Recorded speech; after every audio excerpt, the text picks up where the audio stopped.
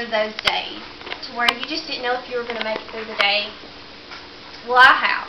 And one of the days that really sticks out to me is my first day of substitute teaching.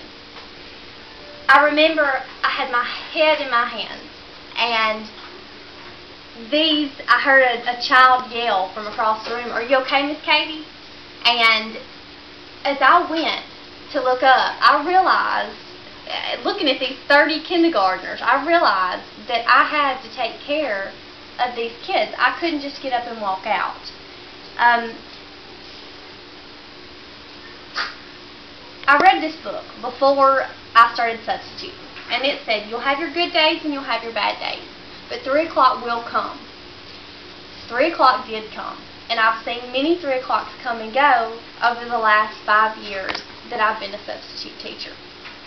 When I started substitute teaching, I was almost 30 years old, and I was working. I started substituting for money and to have a job.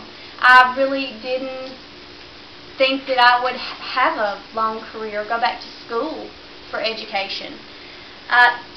Substitute teaching encouraged me to go back to school in 2 ways. I'd always wanted to earn a degree, but being surrounded by all the teachers that had a degree, that really encouraged me to go back to school because I wanted that. Another way is that I quickly learned when I substituted that you don't make much money being a substitute teacher. So I knew that I would have to have a higher education and to make more money to be able to make a career out of this. However, there are so many routes to take when going into education. So I didn't know exactly what I wanted to major in at the time. Substituting helped me to figure that out. Being around the children, yes, my first day was horrible, but I got used to it and I learned to love it. Every day wasn't as bad as my first. The feeling that I got when I would help a child, that was one of the best feelings in the world to me. That let me know right there that this is where I need to be, helping children. So I realized that I did want to be in the school system.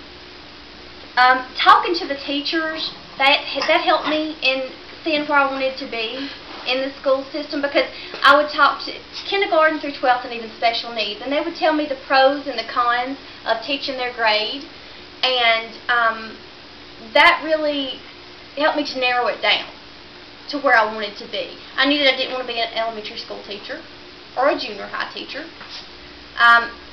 And these kids confided in me, and I saw how they were drawn to me and how I could help them out, and I wanted to help them out on more of a personal level. I just didn't want to teach them math and science and your basic subjects.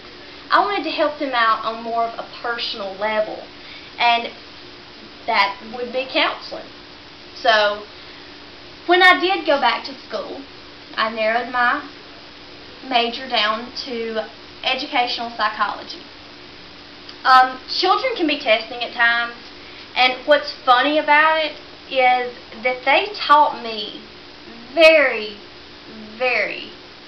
a lot of valuable lessons, and I thank them for that. They helped me figure out what I wanted to do with my life, and that's hard for anybody to get. I mean, that's hard for anybody to come to get. I'd like to end this with a German proverb quote that seems appropriate and true. He who teaches children learns more than they do. Thank you.